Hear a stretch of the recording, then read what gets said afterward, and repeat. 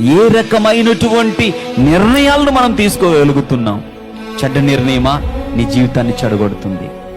నువ్వు తీసుకోవాల్సిన చెడ్డ నిర్ణయాలు కాదు, నువ్వు తీసుకునవలసింది దేవుని చిత్తానుసారమైనటువంటి మంచి నిర్ణయాన్ని నువ్వు తీసుకుంటే నీకు చక్కటి భవిష్యత్తును ఈ రోజు నువ్వు తీసుకునే నిర్ణయమే ఒక పునాది.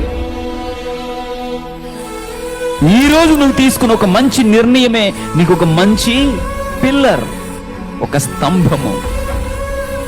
ఆ నిర్ణయాన్ని నువ్వు తీసుకుంటే అది ఒక బలమైన పునాదిగా పనిచేస్తుంది. దానిపైన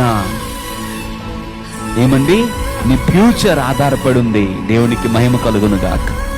నీ ఆశీర్వాదము నీవు తీసుకునే ఇదిగో నిర్ణయం అనే పునాది మీదనే నీ భవిష్యత్తు, నిర్ణయం అనే పునాది మీదనే నీ దీవెన, నిర్ణయం అనే పునాది మీదనే నీ ఆశీర్వాదము